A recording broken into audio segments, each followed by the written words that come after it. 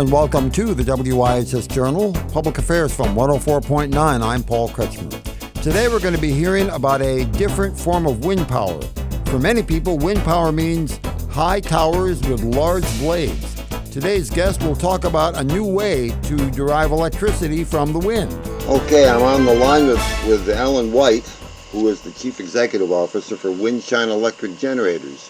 Things are changing pretty rapidly, and you have your own ideas based on what's going on and what your technology represents. Perhaps you could introduce yourself for just a moment, sir, and then we'll get right into the meat of the matter. Appreciate it.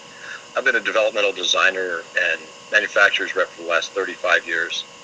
This patent I got about 12 years ago, basically to change the platform for wind from exposed blades to internalized blades, just like airplanes went from propellers to jets. It's optimal and available in wind.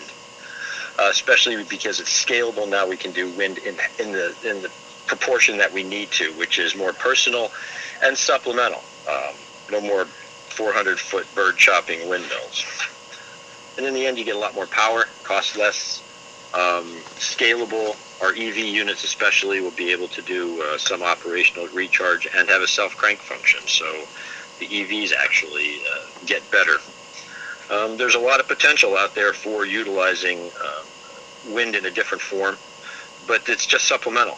We need, like I've said before, we need all the dedicated power we can: oil, gas, nuclear, even coal. The new coal plants, some people have no idea how actually clean they produce, but people wouldn't know that because the word coal is just, a bad word. It represents old technology for a lot of people. It does, but what happens is it's so old because people used to just burn straight coal in their houses in the smoke. But what happens is the new technology with coal plants makes them super efficient. People would have no idea how absolutely clean the latest technology in coal is.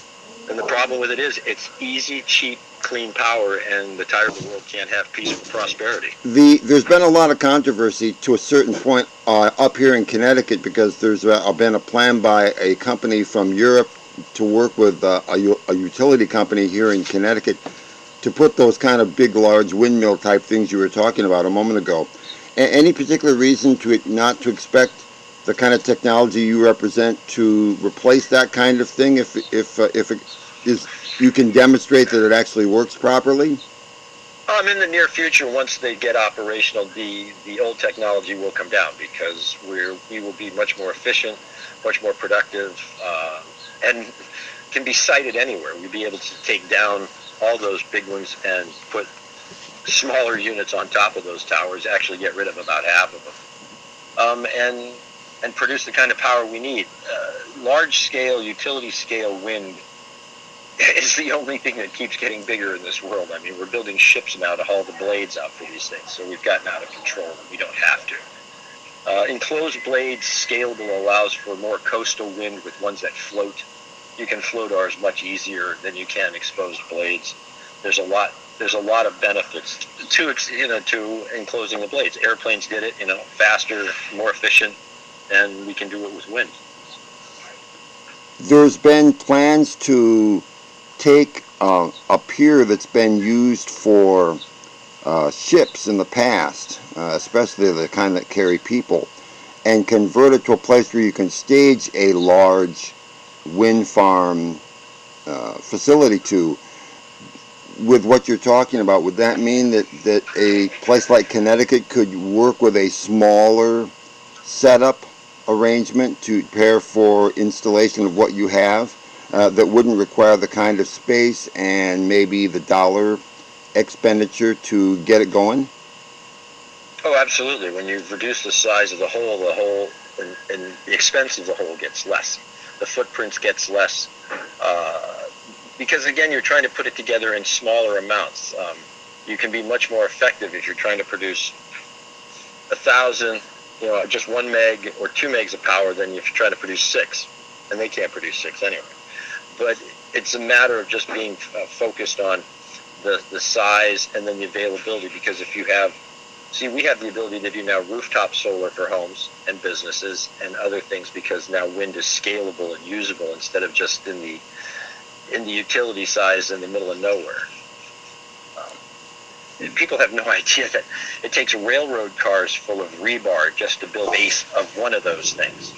And the waste alone in that, I mean, that rebar could go to a lot of other building construction projects instead of just being stuffed underground under a windmill.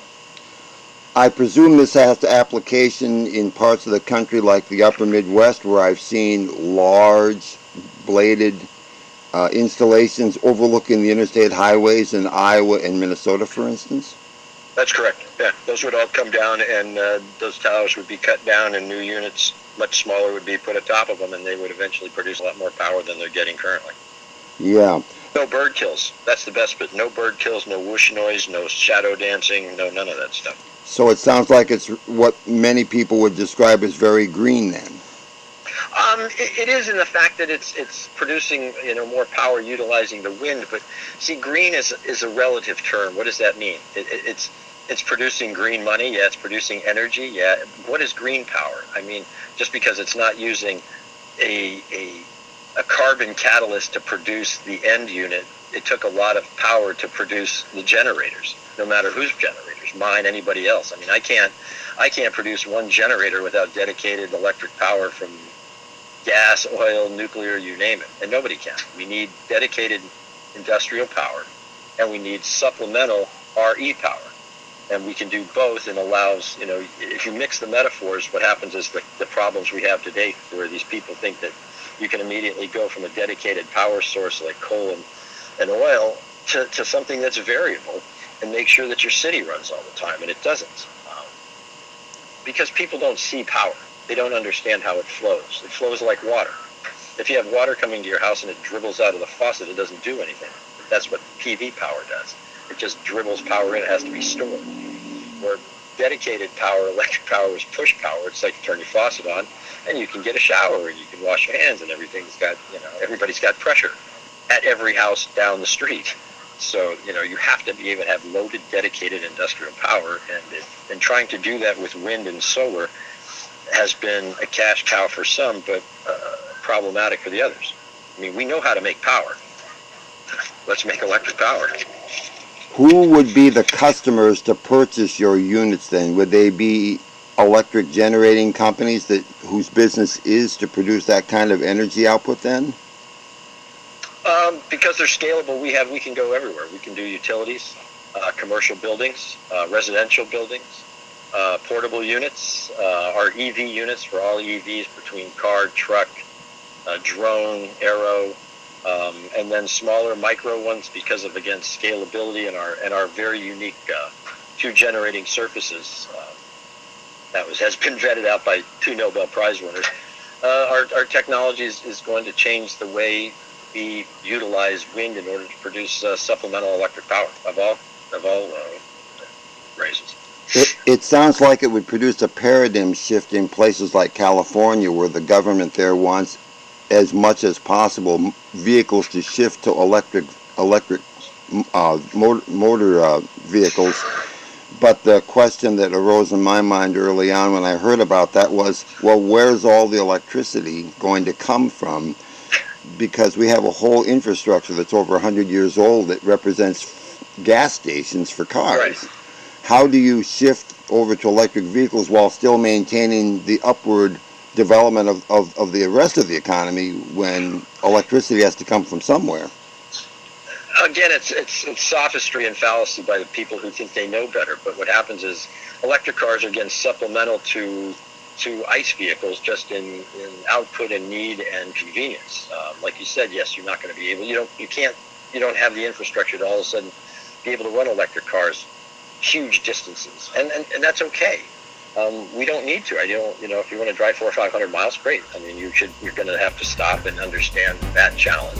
Thank you, Bob. Appreciate it a lot. For further information about today's broadcast with Alan White, call us at 860-346-1049, 860-346-1049, or our email address, office@wihsradio.org. The opinions expressed are those of the participants, not necessarily those of the staff or management of the station.